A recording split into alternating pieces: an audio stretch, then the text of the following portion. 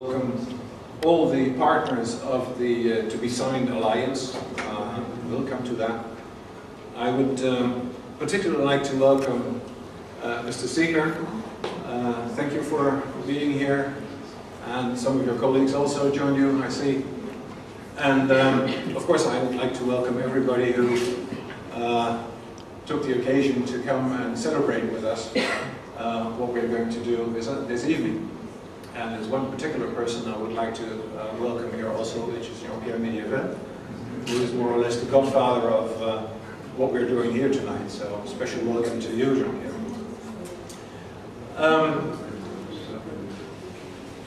I will try not to keep you too long standing on your feet without drink. So we have a short program, but it's inevitable that we have some things to say to each other.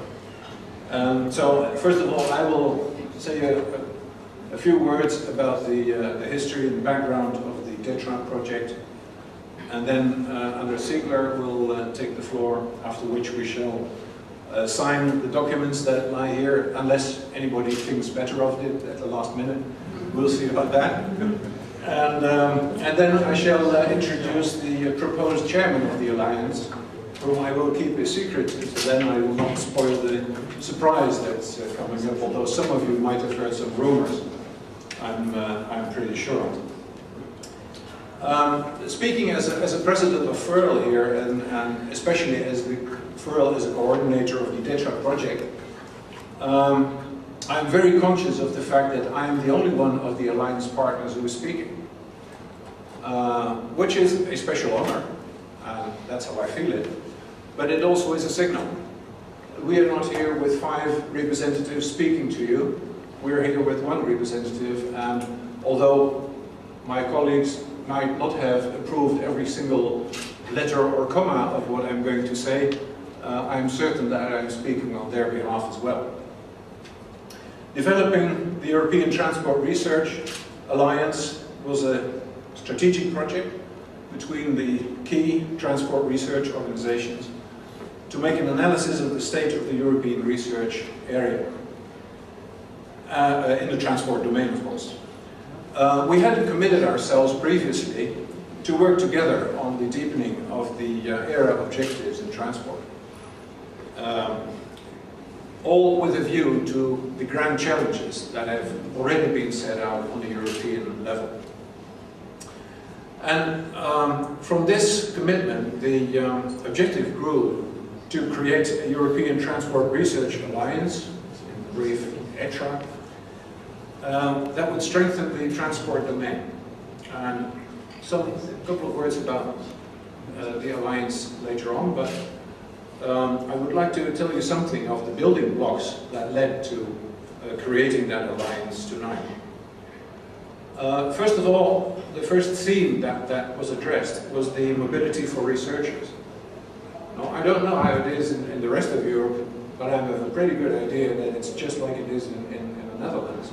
It is pretty hard to get engineer students to get to university and study engineering, or transport economics, or any of these subjects, and it's still more difficult to attract and to retain staff of enough quality. We have a big problem in that respect, and we think that closer cooperation between the academic institutions and the end users is needed. And one of the proposals that was made in the DETRA project was to create a transport PhD. That is a very concrete project, a very concrete idea, which hopefully the Alliance will take forward as an initiative. The second theme is the world-class transport research infrastructures. This is another area where real cooperation is needed. In my view, each of these small, relatively small institutes all over Europe are each on its own not strong enough to be able to cope with the challenges that we see in the future. So in order to create a critical mass, cooperation is needed. And maybe we should go much further in the direction of specialization of institutes than we have until now. But in any case, DETRA proposed a number of initiatives that could be taken forward by the Alliance or its partner organizations. So read the books, read the reports, and you will find some pretty good ideas about that. Strengthening research institutions, focused on how research organizations have already adapted to the European Research Arena objectives, and how they could take it one step further to increase scientific excellence, relevance, and governance excellence. In fact, the Alliance, I hope, will help to bridge the gap between theory and practice, much better than it's already being done now.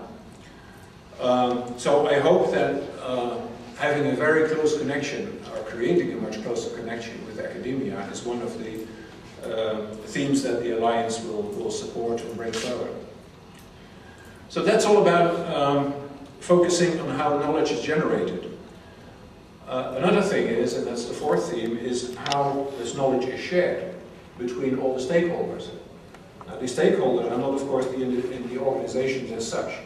They're industry, they're the transport sector, they're the general public, there are civil society organizations. So there's a lot of stakeholders out there, and I think we can do a lot better with sharing the information that we have, and to make it more public, more accessible. So that's one other task that the Alliance will hopefully take on. And the two-yearly transport research conference is, of course, one of the methods to do that. Optimizing research programs and identifying priorities is another theme that was addressed during the DETRA project. It examined a wide range of research programs and roadmaps, and we have analyzed, the partners have analyzed the common priorities and the missing elements. So I think instead of all these organizations having their own ideas about programming the transport research, I think we should get together, put a common ground there, which would, I think, strengthen the whole transport research in the European context. And the sixth theme that was addressed was international cooperation.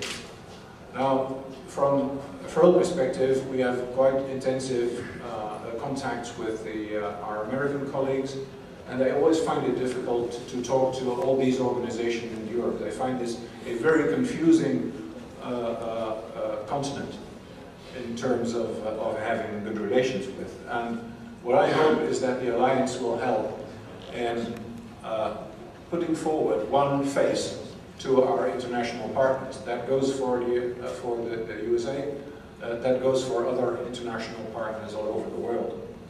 So international cooperation is another of these issues. So the Alliance will hopefully help Europe to speak with a more coordinated voice, and perhaps we could think of the Alliance as a choir. I like that simile. It's not one voice, but you may hope that from time to time they will be singing the same song. In harmony, that is. So before going into some of the more technicalities of the Alliance, I would like to ask Andras Siegler to step forward, and the European Commission has been very encouraging of the work that has been done until now, and I would like to have your thoughts about this, Andras, if you will please join me here.